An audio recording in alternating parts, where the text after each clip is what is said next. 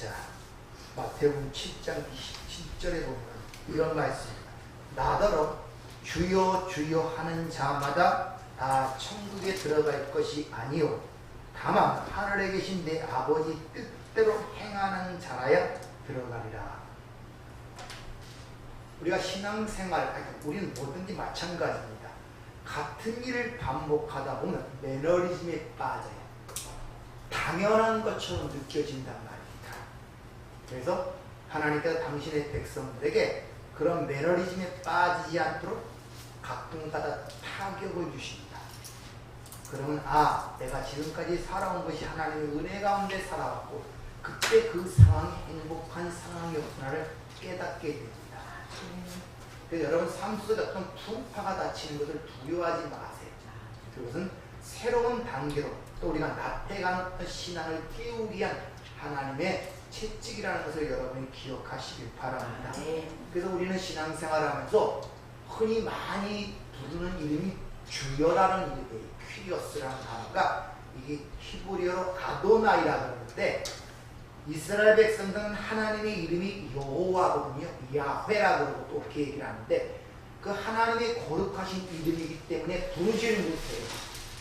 그래서 그 여호와의 이름 대신 아도나이라고 그래요. 그 주여라는 뜻이란 말이에요. 아도나이. 우리 옛날 어른들도 보면은 저 양방집에서는 그 이름을 함부로 부르지 못하러 아명을 만듭니다. 아명. 원래 이름 말고 아명을 만들고 아명을 부르도록 해요. 그 아도나이라는 그 히브리어가 헬라어로 번역되면 주여, 퀴리고스라는 단어예요. 그러니까 여호와에 붙인 그 아도나이가 신약에 와서 예수를 주라고 부르는 걸 봐서 바로 그 구약에서 여호와가 예수라는 사실을 우리가 여기서 확증할 수가 있다는 것이죠. 그래서 우리가 주여, 주여 이렇게 부릅니다. 예수 부를 때 주님, 주여 제일 많이 부르는 이름이 주여란 말입니다. 그런데 나더러 그렇게 주여 주여 하는 자마다 천국에 들어갈 것이 아니다 이렇게 얘기를 합니다. 그리고 오직 아버지 뜻대로 행하는 자라야 들어가리라. 그러니까 이런 말씀을 볼 때 우리 신앙생활이 매너리즘에 빠지지 않도록 한 번씩 이런 말씀들을 심각하게 생각해 봐야 돼요. 여러분 날 예수를 주라고 고백하고 주라고 부르면서 살아가고 계시잖아요. 그런데 오늘 주님 말씀하시기를 그런다고 다 천국에 들어가는 것이 아니라고 얘기를 하고 있단 말입니다. 그러면서 아버지 뜻대로 행하는 자라야 들어간다는 거예요. 그러니까 여기서 그럼 아버지 뜻이라는 것이 굉장히 밀접하게 다가오죠. 아버지 뜻이 무엇인가? 왜 그렇게 행하는 자야 들어간다고 말씀하십니까? 성경은 분명히 아버지 뜻이 무엇인가를 밝혀주고 있다는 걸 아십니까? 이사야 43장 21절을 보면 이 백성은 나를 위해 지었나니 나를 찬송하게 하기 위함이라 분명히 이야기를 합니다.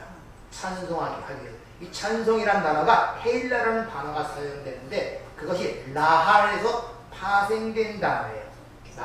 라할이라는 그 단어는 쉽게 말하면 이 백성을 지은 이유가 찬양을 받기 위함인데 찬양이라는 것은 여러분이 생각하는 것처럼 우리 위에 어떤 위대한 신을 놓고 일반적으로 찬양을 하잖아요. 그래서 여기 원불교도 찬불가가 있습니다. 그런 내 밖의 대상을 찬양하는 것이 아니라 그 하나님과 소통이 되어 하나님을 인정하고 하나님의 합당한 대우를 해주는 것을 찬양이라고 해요. 그러니까 하나님에 대한 올바른 지식 없이는 하나님을 찬양할 수가 없습니다. 좀 더 쉽게 얘기하면 이것이 요한복음 4장에서 영과 진리로 예배하는 데를 찾는다는 그 말씀의 의미란 말입니다.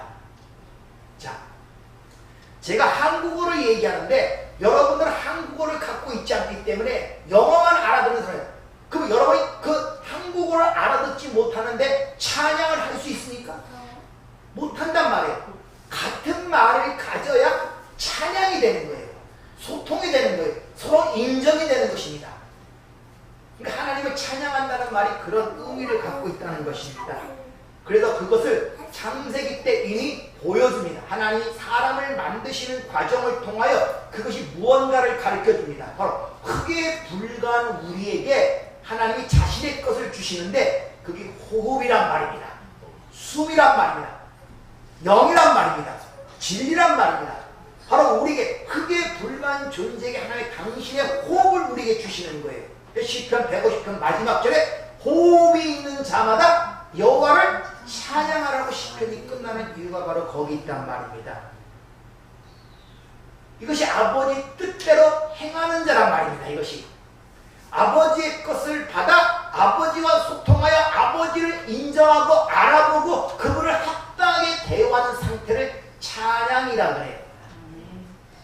그러니까 우리가 일반적으로 세상에 생각하는 것처럼 나보다 힘있고 위대한 신이니까 당신은 위대한 신입니다, 이런 걸 의미하는 것이 아니라는 것을 알아야 됩니다. 그래서 오전에 말씀드린 것처럼 첫 번째 문자를 갖고 있던 게 애굽이었는데 그 애굽의 상용 문자는 일반적인 평상적인 단어 문자가 아니라 신을 찬양하는 문자였어요. 신에게 드리는 문자. 근데 신에게 드리는 문자도 그 문자의 의미를 모르고 형상을 갖고 있대 그 내용을 몰랐다고 여러분에게 말씀을 드리는 거예요. 그래서 애굽에 40년 동안 왕자로 사는 모세를 데려다가 시내산에서 그 문자의 의미를 가르쳤단 말입니다. 근데 오전에 말씀드린 것처럼 모세도 그것을 받아갖고 오면서도 알아보지를 못한 거예요. 그래서 얼굴에 그 수건을 가렸다는 말로 여러분에게 설명을 드렸습니다.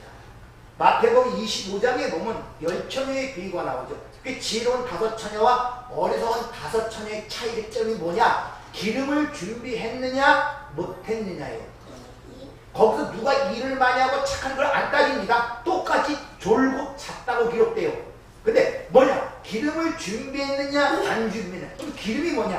그것은 여러분이 아시죠? 영, 말씀, 진리를 얘기하고 있단 말입니다. 근데 그 두 부류가 갑자기 신랑이 오게 되는데 그때 기름을 준비하지 않은 어리석은 5처녀가 뒤늦게 그 기름의 중요성을 깨닫고 그 지혜로운 5처녀에게 가서 뭐라고 얘기합니까? 그걸 기름을 나눠달라 그래요. 자, 진리를 나눠줄 수 있습니까? 말씀을 나눠줄 수 있습니까? 영을 나눠줄 수 있는 문제, 진리는 나눠주고 걷어주는 그런 문제가 아닌 걸 아셔야 돼요.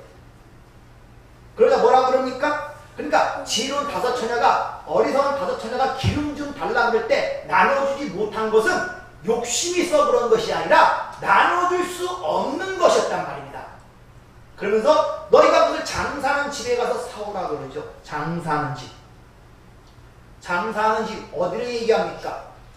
옛 성전 강도의 구례를 만들었다 그러죠. 내 아버지의 집을 너희가 장사하는 집으로 만든 유대교 율법을 얘기한단 말이야. 거기 가서 기름을 사오라? 거기서는 기름이 될 수가 없어요. 진리가 있을 수가 없단 말입니다. 근데 이 어리석은 처녀들이 거기서 기름을 사러 또 가요. 근데 거기서 끝나버린단 말입니다. 그리고 찾아와서 문을 열어달라고 그러죠. 신랑이 오고 문이 닫혀버립니다. 이 닫힌다는 것은 또 열릴 수 있는 그런 닫힘의 의미를 갖고 있는 것이 아니라 폐쇄했다는 거예요. 폐쇄. 완전히 폐쇄시켜버렸다는 것입니다. 그러자 그 어리석은 여인들이 거기서 얘기합니다. 주여! 주여! 우리가 얘기하는 큐리어스. 그러면서 문 좀 열어달라 그래요. 그래서 열다는 단어가 안어이고 위에서 열다. 안어 때 거듭나라는 그런 의미란 말입니다. 위에서 닫힌 문인데 그것을 또 열어달라 그래요. 그러자 뭐라고 주님이 답변하십니까? 마태복음 25장 11절에 대답하여 이르시되 진실로 너희에게 이르노니 내가 너희를 알지 못하노라. 그래서 알지 못한다는 이 단어가 우크 호이다 헤마스 전혀 모른다는 거예요.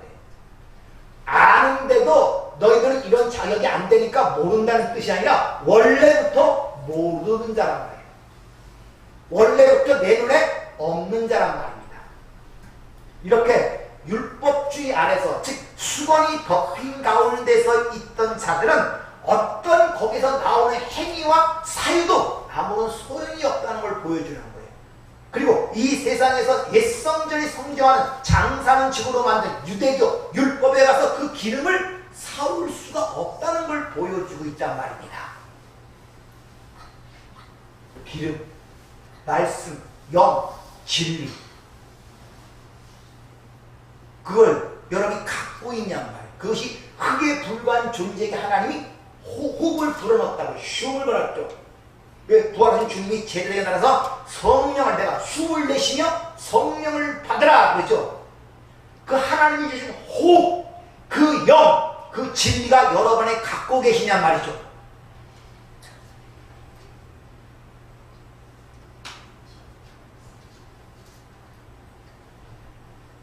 따라서 우리가 신앙생활이라는 것은 내가 이런저런 일을 하고 안 하고의 문제가 아니라 하나님이 우리에게 준 겉으로 드러난 말씀, 율법이라는 걸 통하여 그 안에 담긴 진리를 알아먹느냐 말이에요. 다시 말하면 2000년 전에 육신 오셨던 그 예수 안에 있는 아버지를 여러분이 갖고 있냔 말이에요. 그걸 여러분들 내가 너와 이렇게 오랫동안 함께 있었거늘 어찌 나를 보고도 아버지를 보이라 하느냐. 뭘 갖고 있냐 말이에요. 여러분 예수를 갖고 있는데, 그리스도를 갖고 있는데 어떤 것을 갖고 있습니까? 오전처럼 수염이 홀게 난 인자한 할아버지 산신령 같은 그런 모습으로 여러분이 내재하고 계십니까? 아니면 슈퍼맨처럼 초인적인 능력으로 병도 고치고 무리를 걷는 그런 능력적인 그런 모습으로 여러분의 그 그리스도가 내재하고 계십니까? 그거 다 사라진다니까요. 그건 진리가 아니라니까요. 표적, 뭘 가리키기 위한 모형이며 도구란 말입니다. 어떤 그리스도를 갖고 계십니까? 진리를 갖고 계시냐 말이에요. 자유함이 있냐 말입니다. 주의 영이 있는 곳에 자유함이 있다 그러잖아요.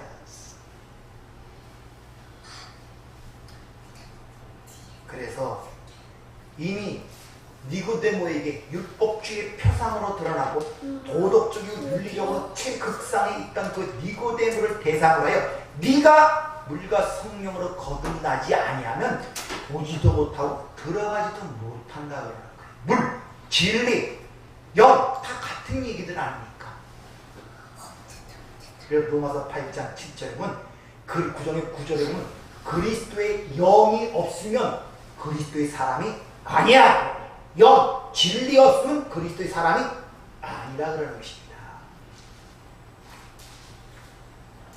그렇게 진리가 없는 몸, 그것을 오늘 본문에서 죽을 몸이라고 하는 거예요.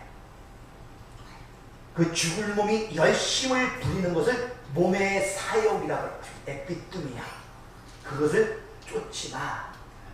오늘 본문은 그렇게 이야기를 하고 있다는 말입니다. 이렇게 죽을 몸에 죄가 왕노릇하게 되면 반드시 몸의 사욕을 쫓게 되어 있습니다.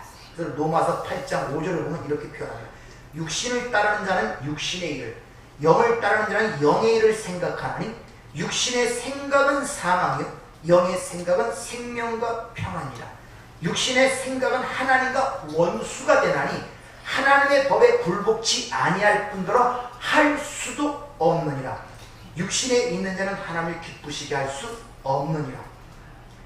육신의 일을 하는데 육신의 생각 자체가 사망이라는 거예요. 사망. 오늘 본문이 말하는 죄라고 번역된 단어는 여러분이 하도 말씀을 드려서 이야기했지만 하마르티아, 관역을 빗나가다, 관역을 벗어나다 그런 뜻이 있습니다. 근데 이 단어를 분석해보면 하나는 부정적도와 증거, 증인에 이르는 말티아라는 그 두 단어의 합성어가 바로 하마르티아예요. 그러니까 죄라는 것은 거짓 증인, 거짓된 증거, 진리가 아닌 말을 가르치는 거예요. 근데 이 땅에는 두 증인이 있는데 하나는 세상을 증언하는 증인으로 살아가고 하나는 하나님의 여호와의 증인. 좋은 얘기는 다 이단들이 갖고 있어요. 가만히 보면 여호와의 증인. 하나는 진짜 예수의 증인으로 살아가고 두 증인만이 있다는 거예요. 그러니까 세상을 쫓는 자는 세상의 증인으로 살아가는 거예요.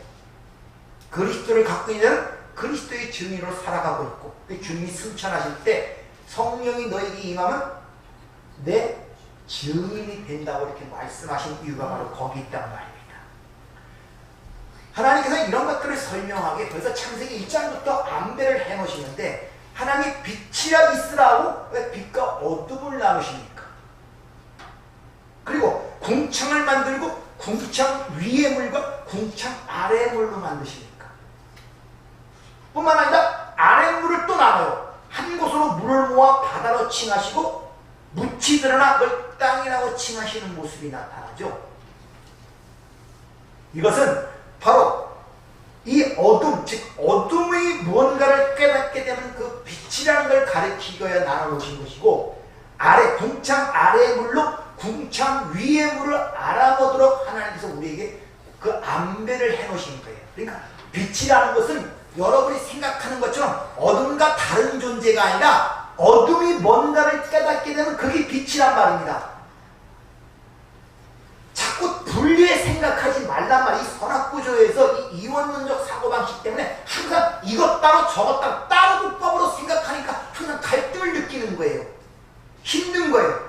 자, 이 어둠이 뭔지를 알게 깨닫게 되면 그것이 그 자체가 빛이고, 죄가 뭔지를 알게 되면 그가 의란 말입니다, 여러분들. 그러니까 죽음이 뭔가를 알게 되면 그것이 영생 생명이란 말입니다. 다시 말하면 살아있는 자만이 죽음이 뭔지를 알 수 있단 말이에요. 그렇다고 이 어둠이 나쁜 것도 아니고 궁창 아래의 물이 나쁜 것이 아니에요. 그것은 진짜를 가리키기 위한 모형과 도구로 주어진 것이기 때문에, 따라서 현재 여러분의 삶이 이 땅에 살아가는 그 삶 자체가 나쁜 것이 아니란 말입니다. 그것을 통하여 하나님의 어떤 진리를 보여주기 위한 것이기 때문에, 그래서 여러분의 삶이 이 인생 자체가 소중하고 귀중한 것이란 말입니다. 불교처럼 이 세속을 떠나서 산속으로 들어가는 그런 말이 아니에요. 그래서 열심히 사셔야 되는 것입니다. 근데 그 안에서 그 진리를 알지 못하면 그것이 허무하게 되는 거예요. 껍질로 내중에 소멸하고 사라질 것들이란 말이에요.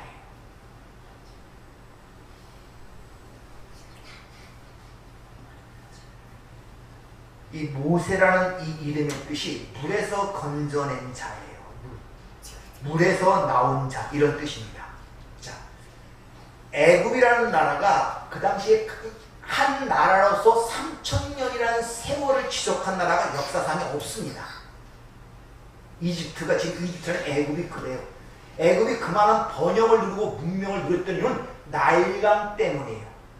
나일강이 범람하게 되면 그 옥토를 끌고, 흙을 끌고 와서 거기에서 씨만 뿌리면 1년에 3번씩 농산물을 거둬들입니다. 그러니까 풍족한 그런 것들로 인하여 그 강단 문명과 그런 제국을 건설했던 것입니다.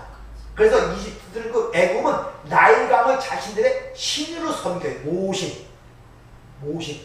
그래서 애굽, 이집트 왕자들의 이름은 다 모세, 그 신으로 섬기는 애굽, 그 나일강에서 내보낸 자라는 의미로 모세라는 이름이 보편적인 이집트 왕자들의 이름이에요. 모세만의 이름이 아니라. 그래서 모세가 어린아이를 나일강에서 그 공주가 건져내면서 이름을 진 것이 나일강이라는 신이 우리에게 주신 아들이라는 이름으로 모세라고 진 거예요. 그렇게 모세가 된 그들이 왕이 되면은 그 모세 앞에 자기들이 섬기는 신의 이름을 붙여서 투투모세, 헉서스모세, 이렇게 이름을 짓는 거예요. 그러니까 세상의 신을 상징하는 나일강이 낸 자의 이름이 모세라고 합니다. 그러니까 모세, 그렇게 세상이 난 모세 속에서 하나님이 특별히 선택하여 부르시고 보내신 자가 성경에 나오는 모세란 말입니다. 그러니까 출애굽이라는 것은 하나님이 선택한 모세, 하늘의 물에서 난 자와 땅의 물에서 난 자와의 싸움이 출애굽이에요. 애굽의 왕과 싸움의 그 모습을 그렇게 그리고 있단 말입니다. 근데 싸움이 누가 이기냐? 바다가 갈라지죠. 땅의 물이 찢어진단 말입니다. 홍해가 갈라지지 않습니까? 바다가. 그러니까 하늘의 물에서 난 자 모세가 이긴 거예요. 그래서 그 바다가 갈라질 때 나온 땅을 마른 땅이라 그래. 얍바사, 마른 땅. 글로 건너가게 되지 않습니까? 그러니까 하늘에 난 모세가 땅의 모세를 이긴 결과가 된단 말입니다. 이런 것들을 가리키기 위하여 땅의 물, 궁창 아래의 물을 바다로 칭하고 갈라놔버려요. 그리고 그 나온 묻힐 얍바사, 출애굽기 14장에 마른 땅이라는 그 단어가 똑같은 단어가 쓰입니다. 거기에 근데 마른 땅에 뭐가 떨어집니까? 3일째? 씨에 있는 채소와 씨에 있는 열매 있는 과목나무가 나게 하시고 그것을 먹을 거리로 주시죠. 생명이 탄생된단 말입니다. 이것을 우리에게 이미 보여주는 거란 말입니다. 이렇게 이것을 통하여 이것을 설명하기 위하여 여러분 삶 속에 불행과 행복이 교차가 되는 거예요. 질병이 교차가 되는 거예요. 범민과 갈등이 교차가 된단 말입니다. 근데 그걸 하나님의 그런 관점에서 이해하고 그 안에 진리와 하나님의 섭리를 알게 되면 그 안에 자유함과 평강을 누리게 되는데, 그걸 보지 못하면 그 자체가 고통이 돼버리는 거예요. 그걸 붙잡고 늘어지면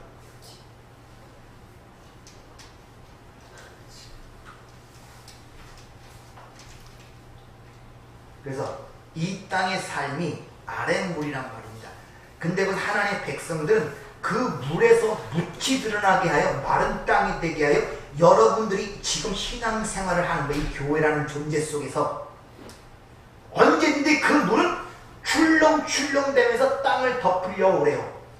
근데 하나님이 경계를 정하셨기 때문에 거기에 덮지 못하는 것이 이 지구의 현상이라고 시편 기자는 얘기하죠. 왜 그 바다의 물이 육지를 덮지 못하냐 말입니다. 하나님이 경계를 정하셨기 때문에 그래요. 여러분의 삶이 하나님이 경계를 정하신 것까지만 바다의 물이, 이 풍랑이 여러분의 삶을 엄습할 수가 있단 말입니다. 근데 그렇게 엄습할 수 있도록 허락하시는 이유는 이유가 있단 말이에요. 이유가. 여러분의 삶의 문제를 그런 관점으로 이해하고 바라봐야 되지, 세상적인 관점으로 하면 이게 말짱 도루묵이에요. 그러니까 어떤 평강도 기쁨도 자유하지를 못해요. 예수를 10년 믿고 30년을 믿었는데 여전히 똑같은 사고방식 속에 살아가고 있단 말이다. 왜? 그 예수가 내 안에 그리스도의 영, 진리로 있는 것이 아니라 내 밖에 신으로 섬기는 대상으로 있기 때문에. 그런 자들은 하나님의 눈에 없다니까요. 그래서 주여 주여 하는 자마다 천국에 들어가는 것이 아니고, 네가 내 밖에서 주를 부르고 있지 않냐? 그리고 내가 주 이름으로 선지자 노릇도 했고 주 이름으로 귀신도 쫓아내고, 주는 나는 너희를 도무지 모른다고 주님이 말씀하잖아요. 마태복음 7장에. 그러면서 반석에 세운 집과 모래에 세운 집을 비유로 얘기하죠. 물이 없는 바다, 물이 없는 모래에 세운 집은 무너짐이 심하다는 것입니다. 진리가 없는 곳, 진리를 내지 못하는 곳, 그 여러분의 삶이 한 번씩 흔들려 버리는 거예요. 왜? 네 대신 어디 위에 세웠는가를 보는 거예요. 그래서 사도 바울이 너희가 건축을 하는데 어떤 터 위에 세우기를 조심할지라. 이 터는 곧 그리스도 예수라고 얘기하죠. 그것을 삶이 흔들릴 때마다 돌아봐야 돼. 그것을. 그래서 주님이 뭐라고 얘기합니까? 내 멍에를 메고 내게 배우라 그러죠. 그 마음의 쉼은, 멍에라는 같은 것, 연합을 얘기하는 거예요. 그리고 내게 배우라. 그럼 나와 연합이 되어 진리가 되라는 것입니다. 그러면 마음에 쉼을 얻는다는 것입니다. 그렇게 진리된 성도들을 성경에서 뭐라고 했냐? 말씀이라고 해요. 말씀이라는 것은 예수 그리스도의 이름인 동시에 하나님의 이름이잖아요. 요한복음 1장 태초에 말씀이 계시니라. 이 말씀이 하나님과 함께 계신 이 말씀이 곧 하나님. 그러니까 말씀은 예수 그리스도의 이름인 동시에 하나님의 이름이에요. 근데 우리를 그 말씀이라고 칭하고 있다니까요. 요한계시록 19장 6절부터 9절까지 내용을 한번 보죠. 또 내가 들으니 헛한 무리의 음성과도 같고 많은 물소리와도 같고 큰 우레소리와도 같은 소리로 이르되, 할렐루야, 주 우리 하나님 곧 전능하신 이가 통치하시도다. 우리가 즐거워하고 크게 기뻐하며 그에게 영광을 돌리세. 어린 양의 혼인 기약이 이르렀고 그의 아내가 자신을 준비하였으므로 그에게 빛나고 깨끗한 세마포 옷을 입도록 허락하셨으니 이 세마포 옷은 성도들의 옳은 행실이로다 하더라. 천사가 내게 말하기를, 기록하라. 어린 양의 혼인잔치에 청함을 받은 자들은 복이 있도다 하고, 또 내게 말하되 이것은 하나님의 참되신 말씀이라 하기로. 자, 여기 보면 거룩한 성 예루살렘에서 맑은 물소리가 나온다. 이 맑은 것은 진리의 말씀을 얘기합니다. 진리의 소리가 퍼지자 혼인 예식이 거행이 됩니다. 근데 그 신부들이 전부 다 세마포 옷을 입고 있어요. 세마포 옷을. 근데 그 세마포 옷을 뭐라고 표시하고 있냐? 성도들의 옳은 행실이라고 표현하고, 이런 번역 때문에 많은 오해가 일어나는데, 거기서 옳은 행실이라고 번역된 단어는 디카요마, 의라는 단어예요. 행실이라는 단어가 아니라 의라는 단어란 말입니다. 그러니까 성도들의 의가 바로 신부가 입는 옷이라고 그렇게 얘기를 하고 있단 말입니다. 근데 성도들의 그 의는 누구의 의입니까? 하나님이 만드신, 하나님이 마련하신 그리스도라는 의. 그것이 우리의 의가 된단 말이에요. 그렇죠? 그리스도. 그러니까 우리가 신부로서의 옷고 입고 있어야 할 그걸 거룩한 행실은 그리스도의 의의 옷을 입고 있는데 그 그리스도를 바로 그리스도의 영, 그 진리를 갖고 있는 것을 신부들이 옷을 입고 있다 이렇게 얘기를 하고 그걸 지금 우리 번역 성경에는 옳은 행실이라고 지금 표현하고 있단 말입니다. 그리고 그 옷을 입은 성도들의 이름을 9절에 보면 뭐라고 얘기하냐? 하나님의 참되신 말씀이라 이렇게 얘기하고 있단 말입니다. 그렇게 하나님이 마련하신 하나님의 의 그리스도를 옷을 입고 있는 성도들을 하나님의 말씀이다 이렇게 표현하고 있단 말입니다. 그러니까 성도는 하나님의 말씀이 되어야 되는 거예요. 말씀을 지키는 자가 아니라 말씀이 되는 거예요. 내 밖에 어떤 대상으로 법으로 보게 되면 반드시 그게 요구하는 것에 내가 응해 행위가 드러나야 돼요. 그러나 내가 그 법이 되고 나면은 그럴 필요가 없어요. 기독교는 내가 진리가 되는 것이지 진리를 지키는 자가 아니란 말입니다, 여러분들.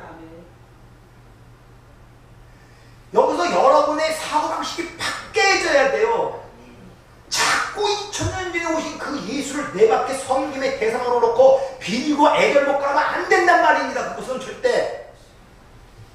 내 안에 그리스도의 영이 없으면 그리스도의 사람이 아니라고 단호하게 얘기하는데 그 진리를 갖고 있지 못하면 안 되는데 그걸 점검해 가야 되는데 여전히 내 밖에 어떤 다른 신으로 섬기고 있단 말입니다. 그 신을. 그래서 교회라는 게 세우기 전에 사람들이 나를 누구라느냐 묻는 다음에 너희는 나를 누구라느냐 묻지 않습니까? 거기서 뭐라고 대답합니까? 베드로가 주는 그리스도시요 살아계신 하나님의 아들이라 얘기하죠. 아멘.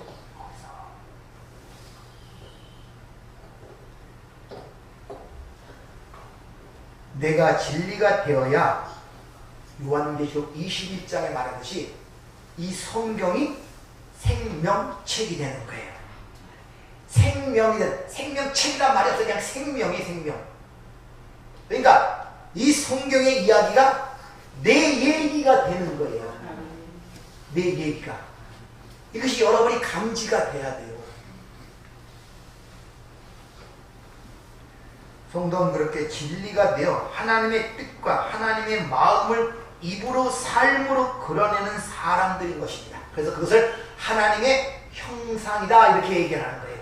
근데 하나님의 형상으로 오신 분이 누굽니까? 예수 그리스도라잖아요. 그 예수 그리스도는 나를 본 자는 아버지를 보았다고 말씀하잖아요. 그 아버지가 명령하신 대로 아버지 말씀대로 행한 것을 세상으로 알기 위해서 왔다고 그러잖아요. 똑같은 우리의 그런 심령이 되어야 된단 말입니다. 여러분들이.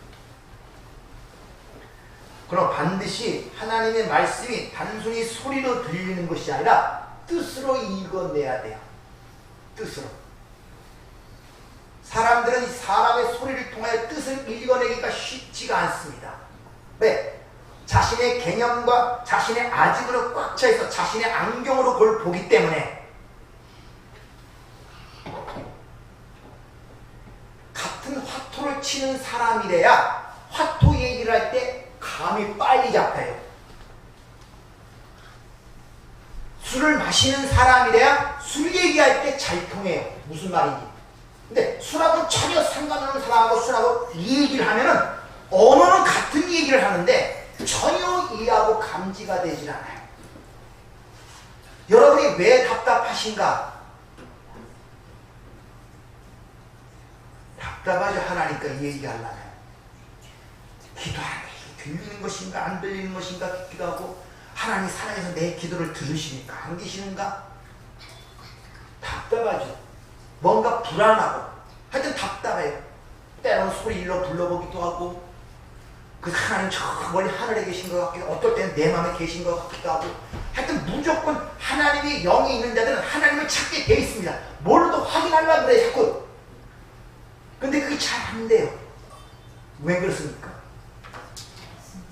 말귀를 못 알아듣습니다. 하나님은 오늘 이 설교자의 입을 통해서 말씀하시는 것이나 오전에 말씀드린 여러분의 삶 자체가 하나님의 말씀이라니까요. 아니, 하나님을 떠나서 삶이 영이 되는 사람이 누가 있습니까? 믿든지 안 믿든지. 하나님이 그래서 창조자라 그러는데, 그러니까 여러분 삶 속에 일상생활 이뤄가는 먹고 마시고 입고 열심히 잘하고 사람과 만나고 하는 그런 모든 속에서 하나님의 그게 말씀으로 보이지는 않아요. 그러니까 소통이 안 되니까 답답한 거예요. 뭔가를 하나님이 믿으니까 찾아야 되는데 뭔가 만나서 감지가 돼야지 마음이 편한데 그게 되질 않는 거예요. 그러니까 하나님이 다양한 방법으로 여러분 삶 속에 사인을 보내고 이야기를 하는데 그것이 무뎌버리니까 힘든 거예요. 아, 이거구나 하면 되는데. 그러니까 사도 바울이 율법적 열심을 그리스도를 믿는 사람을 잡아다 죽이고 갖다 넘기고 그 열심은 답답한 거예요. 그런데 예수 믿다가 돌을 맞아 죽는 수데바를 보니까 뭔가 이상한 거예요. 그는 얼굴이 천사 같거든. 내가 느끼지 못한 평안, 내가 느끼지 못한 기쁨, 내가 느끼지 못한 평강을 갖고 있더란 말입니다. 거기서부터 이 사도 바울은 마음이 움직이기 시작한 거예요. 벌써 속에서 갈등이 일어나는 거예요.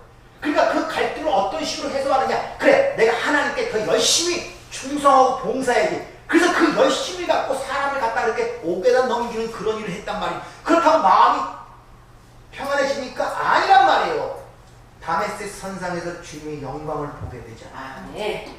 그러다 그다음부터는 옥에 가도 편하고 채찍에 40에 하나를 감은 채찍을 5번을 맞았대. 태장을.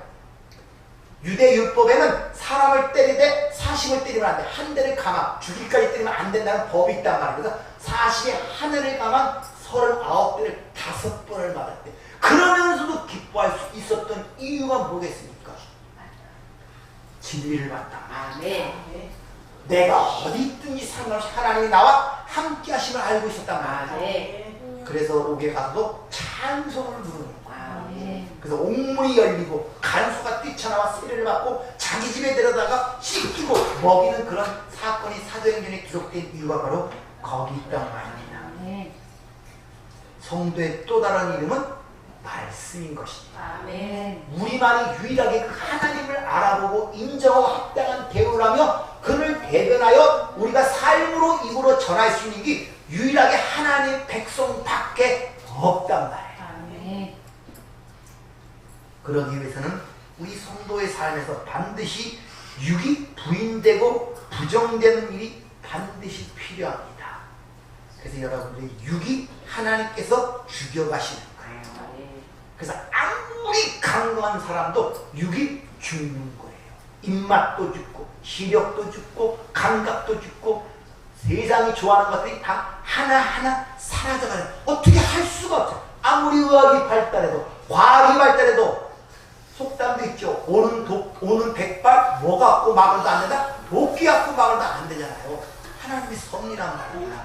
우리는 그 안에서 진리를 보기 때문에 자유함으로 그 길을 걸어갈 수 있는 것입니다. 그래서 예수님께서 뭐라고 하십니까? 내가 내 목숨을 버리는 것은 그것을 내가 다시 얻기 위함이야. 이 역설적 진리를 여러분 잘 이해하시길 바랍니다. 따라서 성도는 신앙의 연륜이 쌓여갈수록 사도 바울처럼 내가 죄인 중에 괴수라는 저자시로 내려가게 됩니다. 그래야 바늘길을 들어갈 수가 있어요. 부자가 돼서 낙타가 되면 절대 못 들어간단 말입니다. 그래서 우리는 그것이 바로 생명이라는 사실을 알기 때문에 바로 오늘 우리 설교 제목처럼 예수님께서 말씀이신 분인데 육신을 입고 이 땅에 오신 이유는 육신인 우리를 말씀으로 만들기 위해 이 땅에 오신 거예요. 있습니까? 그 여러분이 말씀이란 말입니다. 하나님과 유리 소통하기 때문에 이 세상을 설명할 수 있고 모든 걸 설명할 수가 있어요. 원인을 설명할 수 있고 목적을 설명할 수가 있단 말입니다. 죽음이 뭔지 삶이 뭔지 왜 인생에 이런 문제가 생기는지 결국이 뭔지를 확실하게 여러분은 알고 계시단 말입니다. 이 세상에 철학자도 모르고 종교학자도 과학자도 모르는 것을 여러분이 알고 계시단 말입니다. 그런 자부심을 가지세요.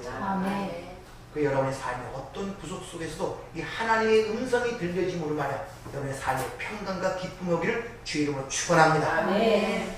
은혜롭고 자비로우신 아버지 하나님 말씀하시기를 참 티끌에 불과한 흙에 불과한 존재에게 당신의 생명을 불어넣어 당신의 호흡을 불어넣어 우리를 하나님의 진리로 만들었습니다. 우리만이 하나님을 인식할 수가 있고 하나님을 인정할 수 있고 하나님의 합당한 대우를 할 수 있는 게 저희밖에 없습니다. 하나님 마지막 때 당신의 자녀로 택하시고 당신의 이름 말씀을 우리에게 주셨사오니 우리의 삶을 통하여 그 말씀을 전할 수 있는 자가 되게 하옵소서. 그 말씀만이 생명을 살려낼 수가 있습니다. 이 복음만이 생명을 살릴 수가 있습니다. 이런 살리는 유일한 일을 우리만 할 수 있으니 주여 저희들을 사용하여 이 마지막 때 이 복음 이 말씀을 전할 수 있는 자가 될 수 있도록 은혜를 허락하여 주시옵소서. 예수님 이름으로 기도하옵나이다. 아멘.